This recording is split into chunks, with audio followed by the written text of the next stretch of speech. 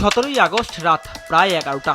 CC ক্যামেরার ফুটেজে দেখা যায় চেম্বারে রোগী দেখার পর সিএনজিতে বাসায় ফিরছিলেন ঢাকা মেডিকেল কলেজ হাসপাতালের নাক কান ও গলা বিভাগের প্রধান অধ্যাপক ডাক্তার আসাদুর রহমান।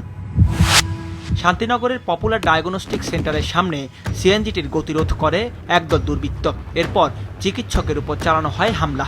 এতে তার চোখে গুরুতর আঘাত লাগে। এই ঘটনায় করা মামলার তদন্তে নামে গোয়েন্দা পুলিশ। মূল হোতা সানি এবং তার সহযোগী সহ 4 জনকে গ্রেফতার করা হয়। ডিবি পুলিশ জানায় চক্রটি সরকারি বেসরকারি হাসপাতালের অন্তত 5 বিশেষজ্ঞ চিকিৎসককে টার্গেট করেছিলেন। তাদের মধ্যে ডাক্তার আসাদুর রহমান ও আনোয়ার খান মডার্ন হাসপাতালের আরেক চিকিৎসক আমিনুল হকের কাছে ডলারের চাঁদা দাবি করা হয়। তা না দেওয়ায় করা হয় হামলা। গতকাল সানি এবং লাবিবকে গ্রেপ্তার করেছি। গ্রেপ্তারকালে তাদের কাছ থেকে এই ভয়ভীতি প্রদর্শনের জন্য একটা ছুরি এবং একটা তরবারি প্রায় 25 ইঞ্চির মতো উদ্ধার করা হয়েছে।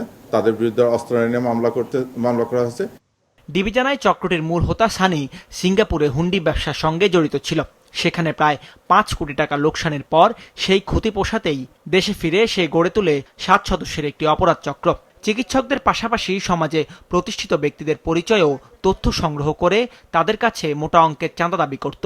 টাকা না পেলে সংঘবদ্ধভাবে হামলা চালানো হতো। তারা একটি গ্রুপ আছে, যে গ্রুপ দেশের বিভিন্ন বর্ণাঢ্য ব্যক্তি, ধনাঢ্য ব্যক্তি এবং পেশাগত যে সমস্ত বড় বড় ব্যক্তি আছে তাদেরকে টার্গেট করে তাদের ঠিকানা জোগাড় করে, তাদের পেশাগত তথ্য সংগ্রহ করে এবং তাদের নিকট থেকে মোটা অঙ্কের টাকা দাবি করে।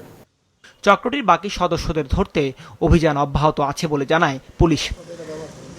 দাউদ হাসান, মাছরাঙা সংবাদ, ঢাকা।